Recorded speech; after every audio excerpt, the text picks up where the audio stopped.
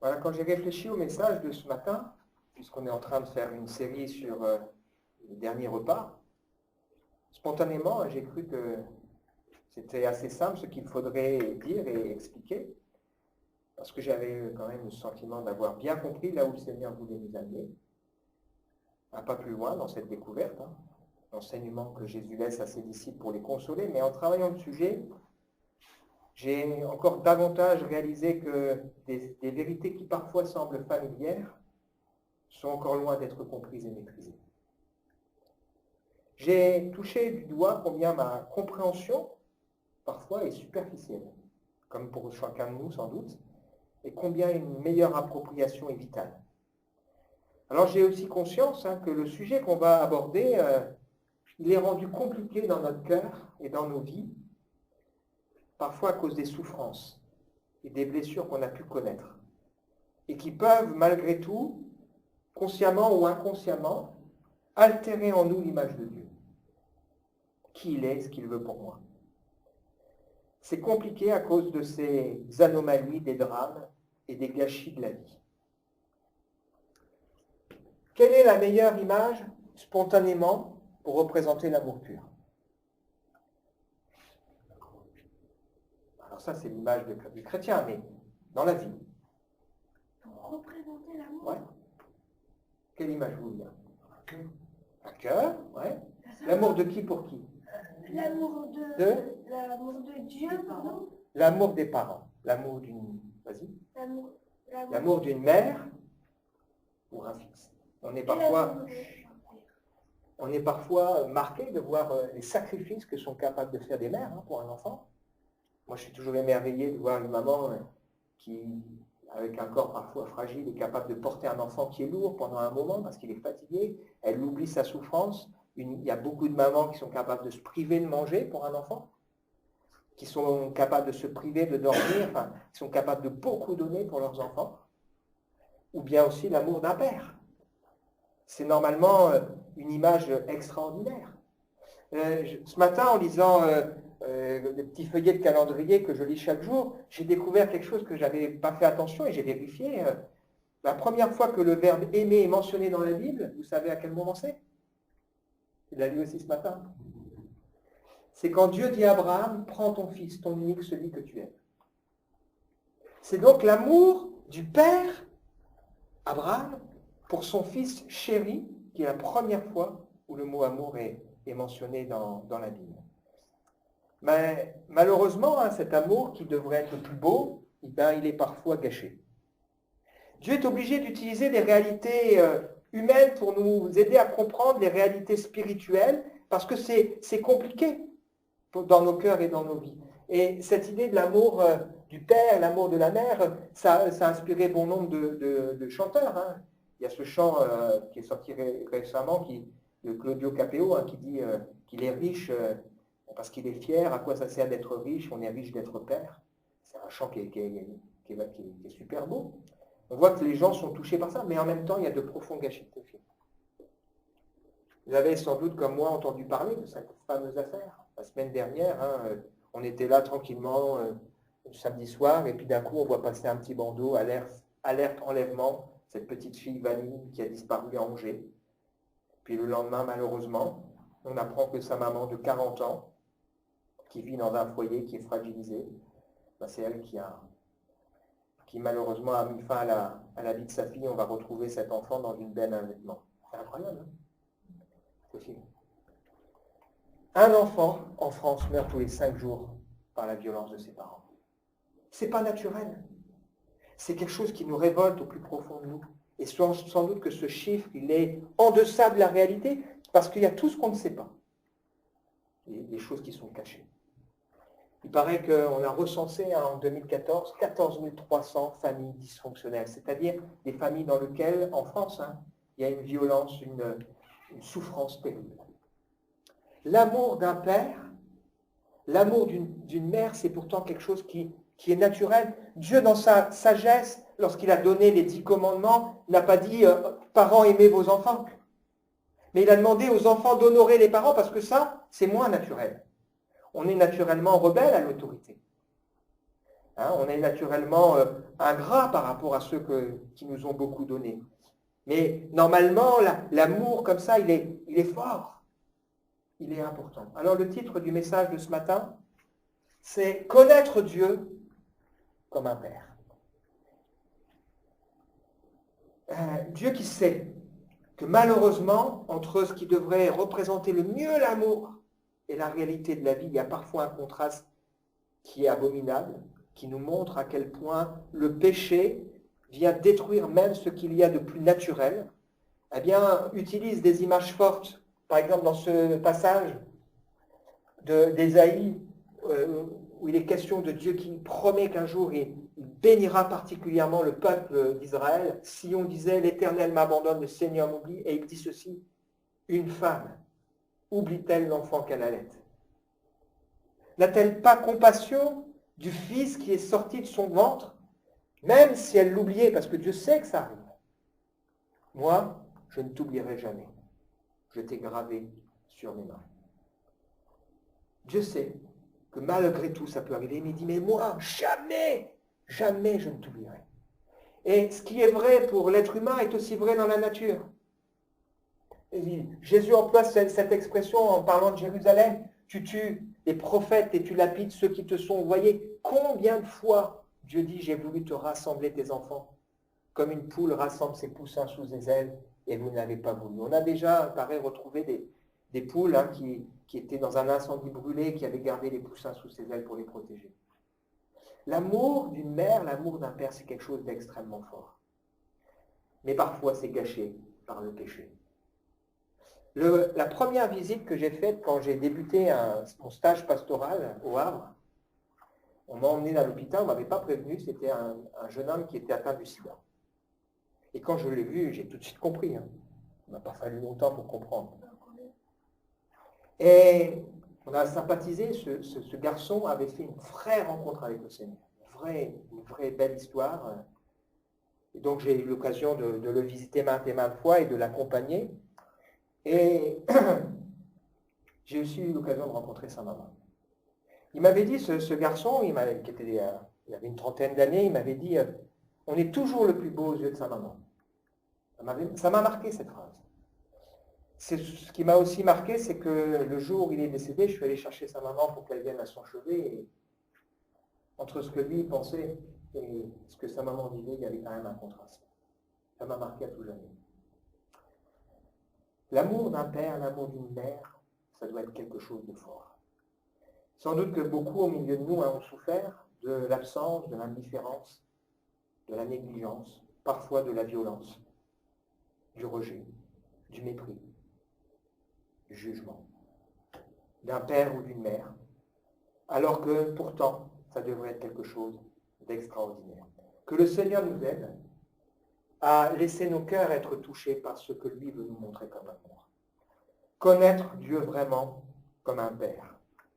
Peut-être que ce matin, on a déjà le sentiment qu'on le sait, mais j'imagine qu'on a encore besoin de davantage le réaliser. Depuis le début du culte, on chemine avec cette idée. Voyez quel amour le Père nous a témoigné pour que nous puissions être appelés enfants de Dieu. Depuis le début du culte, on dit, voilà, Jésus est venu pour que ceux qui l'acceptent, et beaucoup l'ont rejeté, mais ceux qui l'acceptent aient ce droit, ce pouvoir de devenir enfants de Dieu. Et si nous reconnaissons que nous sommes enfants, eh bien nous devons comprendre que nous ne sommes plus esclaves, mais que nous sommes libres devant Dieu. On découvre quand on étudie la parole de Dieu qu'il y a 3 changements fondamentaux que Dieu veut réaliser dans notre cœur et dans notre vie. Il veut déjà nous régénérer, c'est-à-dire il veut changer notre cœur, enlever ce cœur de pierre qui est en nous pour nous donner un cœur de chair. Qu'est-ce que ça veut dire ici? Ça veut dire que, non pas que Dieu veut changer seulement ceux qui sont durs et violents et méchants, mais ça veut dire que Dieu sait que nos cœurs sont naturellement imperméables aux choses de Dieu.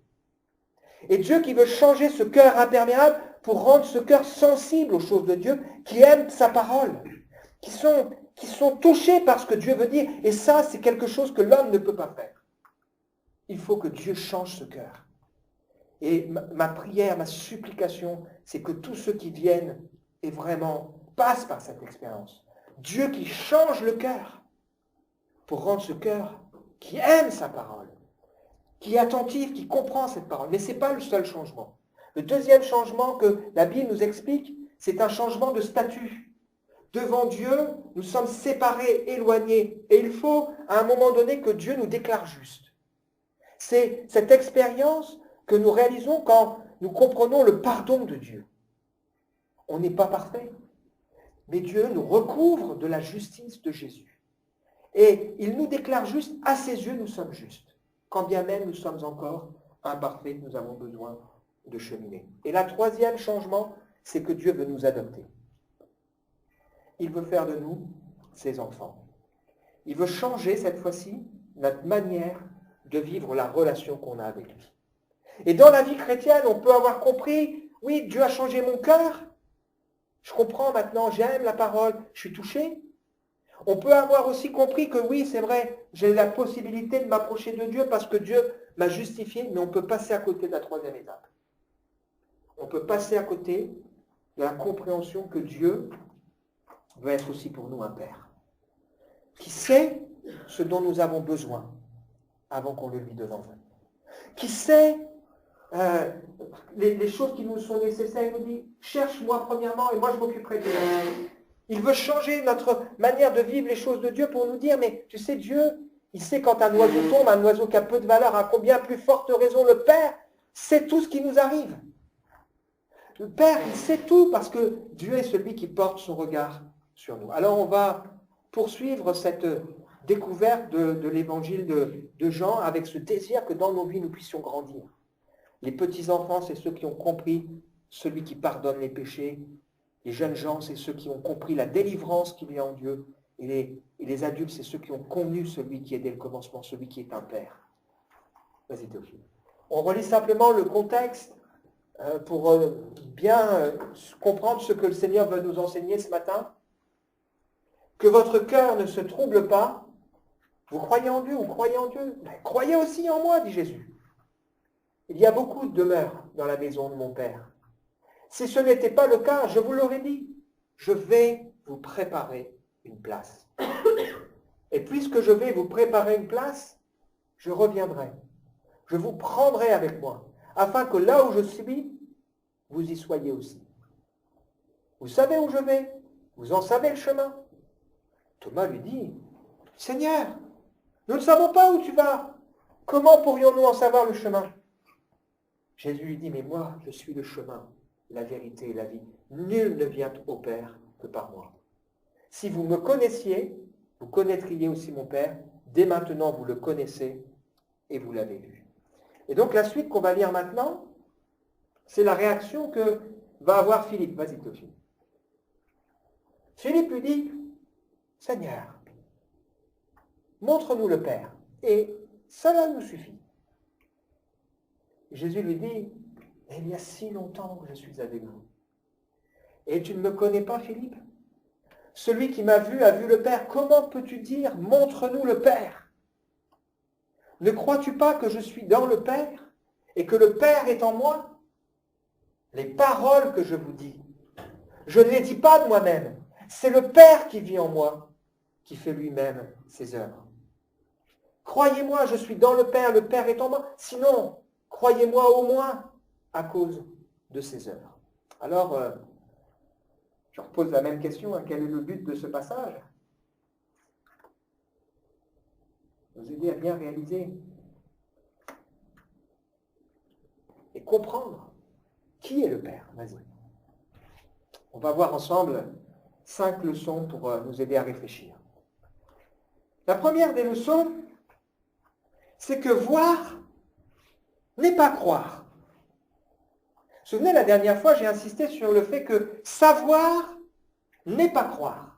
C'est-à-dire, on peut savoir Dieu même, on peut savoir que Dieu répond à la prière, on peut savoir comment il faut prier, on peut savoir, et puis, juste après, être là dans ces moments en disant, est-ce que vraiment le Seigneur m'aime? Est-ce que vraiment le Seigneur m'a pardonné? Est-ce que vraiment le Seigneur, il a fait de moi un élu? Est-ce que vraiment le Seigneur écoute quand je prie?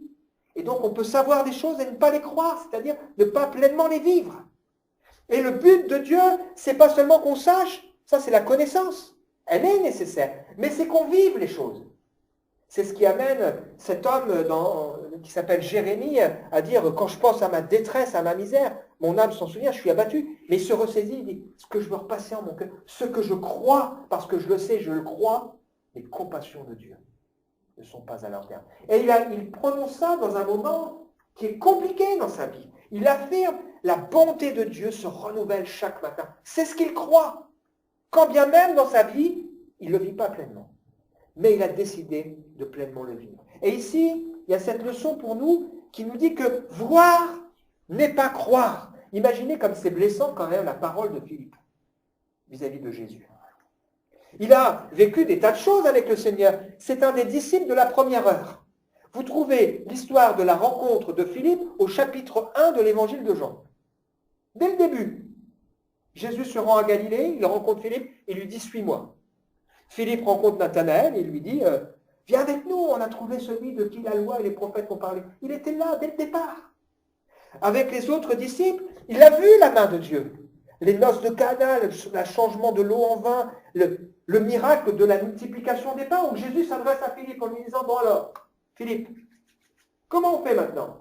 Il dit « Tu vois pas la foule là, on n'a rien. Il y a juste là quelques pains. Où est-ce que tu veux qu'on aille en acheter pour tous ces gens ?» C'est à Philippe que Dieu parle. Et il voit le miracle de Dieu qui nourrit ces 5000 hommes, plus les femmes et les enfants. Il a, comme les autres disciples, lui-même, au nom de Jésus, vécu des miracles. Chasser des démons, il l'a fait. Et il dit encore au Seigneur, je n'ai pas assez. Montre-nous le Père. L'homme n'est jamais rassasié de ce qu'il voit. L'homme n'est jamais rassasié de ce qu'il voit. Combien de gens demandent des miracles pour croire en Dieu? Parce que c'est en fait des excuses à leur incrédulité. Parce que l'homme n'est pas rassasié de ce qu'il voit. On en oublie que toute notre vie, elle est un miracle. La vie, le mouvement et l'être, c'est un miracle. Il paraît que les scientifiques ont étudié le mystère de la vie sur Terre et ils ont relevé, et chaque année on en rajoute des constantes qui, si elles étaient modifiées un tout petit peu, il n'y aurait pas la vie. Par exemple, la distance de la Terre avec le Soleil. Si c'était un petit peu changé, il n'y aurait pas la vie. Il ferait soit trop froid, soit trop chaud. Si l'inclinaison de la Terre, si la rotation, etc., ce n'était pas le même, les océans, il y aurait des tornades, il n'y aurait pas l'équilibre. La gravité, si c'était plus fort, etc. C'est un miracle, la vie. Si on regarde même d'un peu plus près, d'un peu plus loin, on s'est encore fait cette réflexion avec Sandrine cette semaine, on dit, ah ben, vraiment, Théophile, il est gardé. Parce que combien de fois il aurait pu avoir un accident dramatique? Mais si vous regardez votre vie, si vous êtes là, probablement que c'est un miracle. Moi, j'ai conscience que, quand je réfléchis à ma vie, que plusieurs fois, je suis passé pas loin de la mort. Je me rappelle, j'ai toujours été raisonnable, je pense, en voiture, mais je me rappelle quand même qu'une fois ou deux, quand j'étais jeune, j'ai pris des risques en doublant, et je me rappelle d'une fois où je me dis, mais vraiment, il y a eu la main de Dieu qui m'a gardé. Et sans doute que si nous sommes honnêtes, si nous sommes là, c'est un miracle. Cette semaine, en partant avec Lisa, on avance, une voiture qui ne s'arrête pas au stop, un peu plus, elle nous percutait. La vie entière est un miracle. Notre quotidien est un miracle. Combien de fois nous sommes là et nous passons à côté? Voir n'est pas croire. Le nombre de gens qui ont vu Dieu agir dans leur vie. La salle serait bien trop petite. Le bâtiment serait bien trop petit. Soit dans la leur, soit dans celle de ceux qui sont autour d'eux. Et l'homme recherche souvent, un peu comme Moïse, qui dit au Seigneur, j'aime beaucoup ce texte, fais-moi voir ta gloire.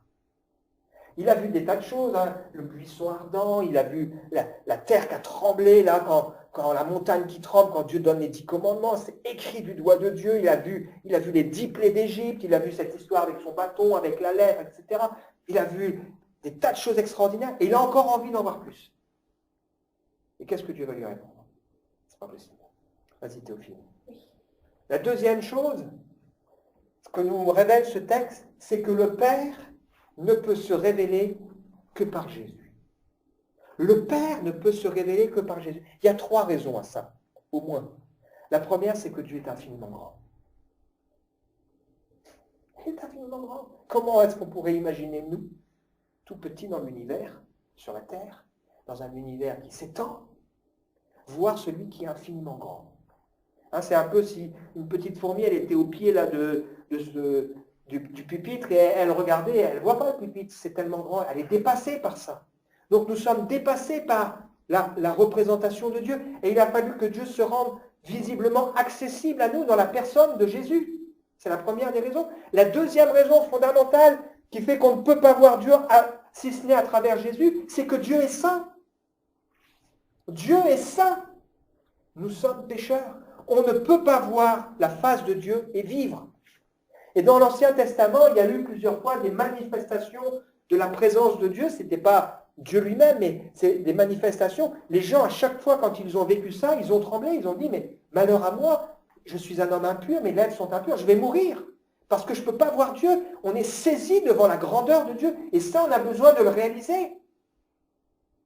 Pierre, quand il découvre que Jésus fait des choses extraordinaires, y compris la multiplication simplement, enfin, la pêche miraculeuse, il se jette aux pieds du Seigneur et il dit, retire-toi de moi, je suis un homme pécheur. Parce que devant la sainteté, qui sommes-nous? Il n'est pas possible de voir Dieu. Et quand Moïse dit au Seigneur, fais-moi voir ta gloire, il dit, mais attends, c'est pas possible. Tu ne peux pas voir ma face, parce que l'homme ne peut pas me voir et vivre. Et il a fallu que Dieu, dans sa bonté, le couvre et simplement révèle son nom. Le Père ne peut se révéler que par Jésus, son Fils. C'est la troisième raison, c'est que la relation filiale, elle a besoin d'être montrée en exemple à travers la relation qui unit Jésus avec son Père.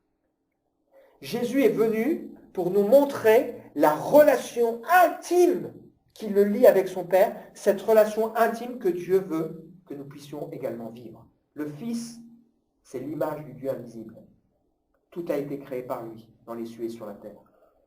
Et si Dieu autrefois a parlé à plusieurs reprises et de plusieurs manières à nos pères par les prophètes, Dieu dans ces derniers temps a choisi de nous parler à travers son Fils, le reflet de sa gloire, l'empreinte de sa personne, celui qui soutient toutes choses par sa parole puissante. Il a fait la purification des péchés et s'est assis à la droite de la majesté divine dans les lieux très hauts. Philippe demande au Seigneur, fais-moi voir. Jésus lui dit, mais crois.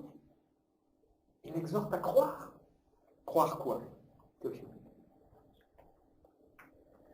Il y a dans ce passage le rappel de 3 piliers pour notre foi dans la personne de Jésus. Le premier, c'est croire que Jésus est un avec le Père. Il est pleinement uni avec le Père. Ce qui caractérise la vie de Jésus, c'est son intimité parfaite avec son Père. Son intimité parfaite avec son Père. Une intimité profonde et entretenue. Il dira, je ne peux faire que ce que je vois faire au Père. Mes paroles sont les paroles du Père. Dès son enfance, il dira, il faut que je m'occupe des affaires de mon Père. Il était jeune homme, il faut que je m'occupe des affaires de mon Père. Il dira, moi et le Père, nous sommes un. Il dira, Père, unis-les comme toi et moi, nous sommes un. Et cette intimité de Jésus avec son Père, on la retrouve dans sa vie de prière. Jésus a passé énormément de temps à prier. Et je vous invite à relire en particulier l'évangile de Luc, qui nous montre Jésus qui ne cesse de prier. À son baptême, il prie et le Saint-Esprit descend sur lui. Il est en plein réveil, au chapitre 4, les foules le cherchent et lui, il sort dans un lieu désert à l'écart pour faire quoi? Pour prier. Il veut choisir ses disciples. Il passe une nuit entière à prier son Père. Il prend des disciples avec lui qui sont tout enthousiastes parce qu'ils ont vu des tas de choses. Il les prend avec lui pour prier. Et puis il en prend 3, il monte. Il y a la transfiguration. Qu'est-ce que fait Jésus? Il prie. Les disciples sont avec lui dans le jardin de Gethsémanée. Qu'est-ce que fait le Seigneur?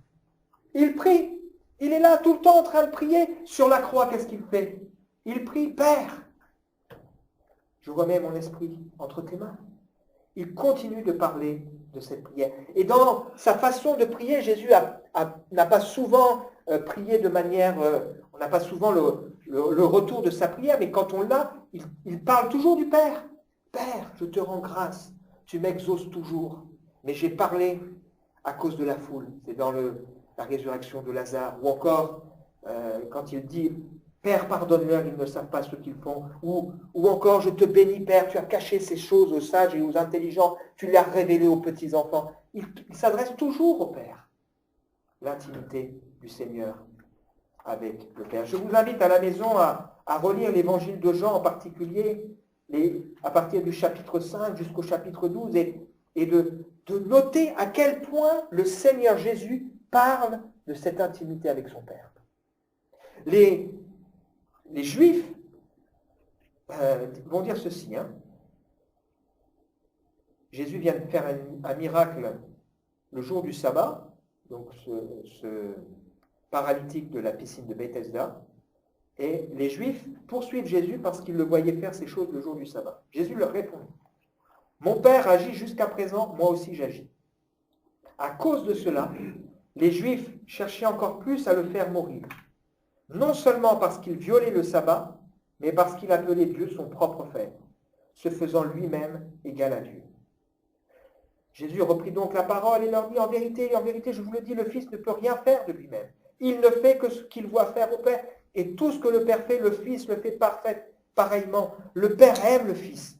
Il lui montre ce qu'il fait, et il lui montrera des œuvres plus grandes que celles-ci, pour que vous soyez dans l'étonnement.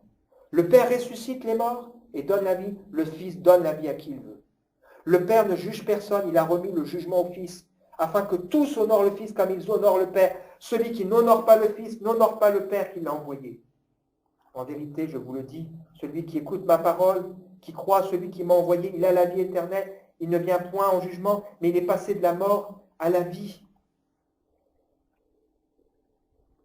Dieu est le seul qui jugera. Il a remis ce jugement à son Fils. Dieu est celui qui est capable de ressusciter. Il a remis ce pouvoir à son Fils. Dieu est celui qui seul peut pardonner les péchés. Il a remis ce pouvoir à son Fils. Pourquoi ? Parce qu'il y a cette unité parfaite du Père avec le Fils. Le Père qui m'a envoyé a rendu lui-même témoignage de moi. Vous n'avez jamais entendu sa voix, vous n'avez point vu sa face. Sa parole ne demeure point en vous, parce que vous ne croyez pas à celui qui l'a envoyé. Vous sondez les Écritures, vous pensez avoir en elles la vie éternelle. Elles rendent témoignage de moi, et vous ne voulez pas venir à moi pour avoir la vie. Et on pourrait vraiment multiplier encore les exemples où Jésus dit « Le Père a remis tout jugement entre mes mains ». Un peu plus loin, chapitre 8, verset 25. « Qui es-tu » demande-t-il. Jésus leur répondit « Ce que je vous dis dès le commencement. J'ai beaucoup de choses à dire de vous et à juger en vous. Celui qui m'a envoyé est vrai. Ce que j'ai entendu de lui, je le dis au monde. » Ils ne comprirent pas qu'il leur parlait du Père. Jésus leur dit donc, quand vous aurez élevé le Fils de l'homme, alors vous connaîtrez que je suis. Je ne fais rien de moi-même, mais je parle selon ce que le Père m'a enseigné. Celui qui m'a envoyé est avec moi, il ne m'a pas laissé seul, je fais toujours ce qui lui est agréable. L'unité du Père et de Jésus, c'est un exemple extraordinaire de ce que Dieu veut pour nous. Jésus n'est pas seulement venu révéler Dieu dans le sens un Dieu accessible, un Dieu qui nous aime, un Dieu saint, un Dieu qui pardonne. Il est venu nous révéler le cœur du Père qui veut notre unité avec lui. Et cette unité, elle se voit dans cette unité parfaite de Jésus avec son Père. Théophile.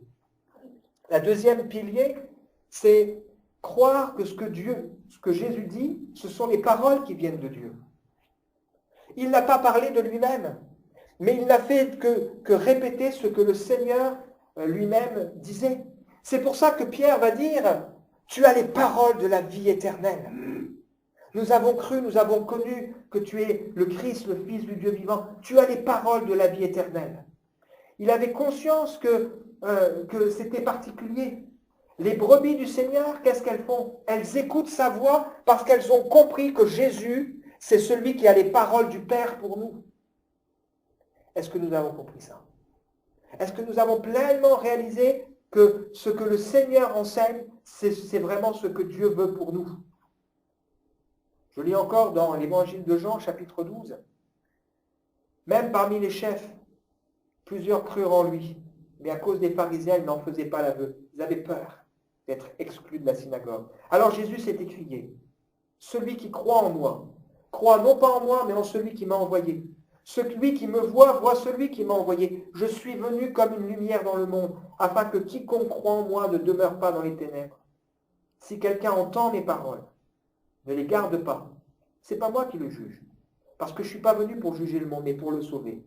Celui qui me rejette, qui ne reçoit pas mes paroles, il a son juge. La parole que j'ai annoncée, c'est elle qui le jugera au dernier jour. Je n'ai point parlé de moi-même, c'est le Père qui m'a envoyé, qui m'a prescrit lui-même tout ce que je dois dire et ce que je dois annoncer. Je sais que son commandement est la vie éternelle. C'est pourquoi les choses que je dis, je les dis comme le Père me les a dites.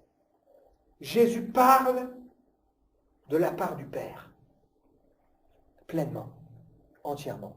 Et le dernier pilier pour nous, c'est croire que les œuvres que Jésus fait sont les œuvres du Père. Ces œuvres qui attestent son unité avec le Seigneur. Et il y a une différence fondamentale entre croire que Jésus est capable de faire des œuvres et discerner à travers Jésus ce que Dieu veut nous enseigner. C'est pour ça que vous avez ce texte étonnant qui nous dit que certains vont croire en voyant les miracles qu'il faisait, mais Jésus n'avait pas confiance en eux parce qu'il les connaissait. Il n'avait pas besoin qu'on lui rende témoignage d'aucun homme. Il savait lui-même ce qu'il y avait dans son cœur. Il croyait, mais ils n'avaient pas une bonne foi. Il croyait qu'effectivement, Jésus est capable de faire des miracles, mais il n'avait pas compris que tout ce que Jésus fait est là pour révéler le Père et pour qu'on obéisse. C'est ce qui amènera d'ailleurs Jésus un peu plus tard à dire, il y a des gens qui diront, Seigneur, Seigneur, on a fait des tas de choses, mais il dira, le Père ne vous a jamais connu. Le Père ne vous a pas connu. Parce que vous n'avez pas, il donnera cette parabole des deux maisons, vous n'avez pas mis votre vie en adéquation avec ce que le Seigneur enseigne. Jésus est venu faire et révéler les œuvres du Père. Et il est important pour nous de bien comprendre et de bien réaliser ces choses. Conclusion, Théophile? Souvenons-nous de ces trois changements et posons-nous la question, où en sommes-nous? Sommes-nous régénérés? Avons-nous reçu de la part de Dieu ce cœur perméable à sa parole, capable de comprendre cette parole? Sommes-nous justes devant lui?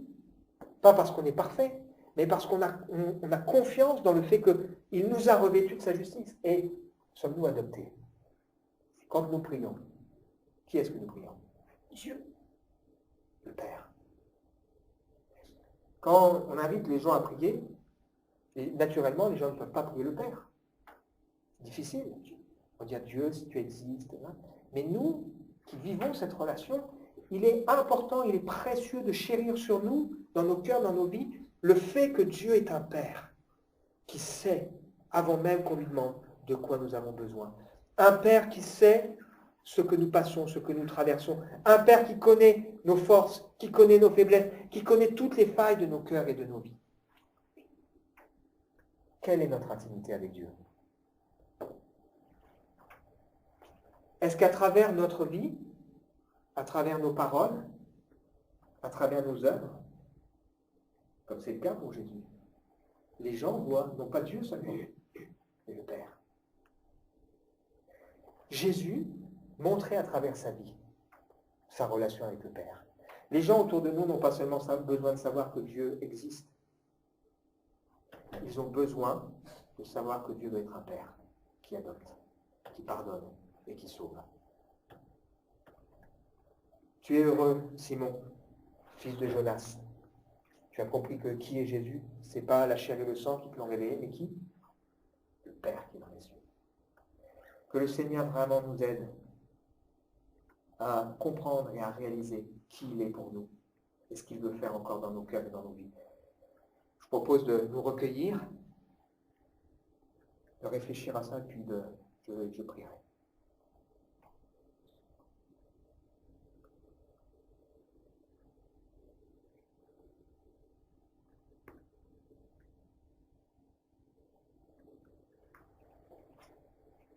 C'est vrai, Seigneur, que notre monde est bien marqué par la souffrance, même dans des choses qui devraient être naturelles aujourd'hui, sont complètement brisées, rompues. Et probablement que plusieurs au milieu de nous ont vécu des difficultés, des drames par l'amour d'une mère ou l'amour d'un père. Et Seigneur, tu veux, Seigneur, ce matin, te révéler dans nos cœurs et dans nos vies comme celui qui nous aime, comme un père qui prend soin de nous. Quand bien même nous pourrions être des enfants terribles, tu restes celui qui nous aime. Tu restes celui qui prend soin de nous. Tu restes celui qui jamais ne nous abandonnera. Je prie, Seigneur, ce matin, que nous puissions les uns et les autres réaliser que cette révélation du Père, elle est pleinement en Jésus. Et elle est dans ce lien qui l'unissait avec toi, le même lien que tu veux qu'il nous unisse à toi. Waouh, c'est extraordinaire et ça nous dépasse, Seigneur. Bénis-nous les uns et les autres. Guéris ce qui a besoin d'être guéri dans nos cœurs.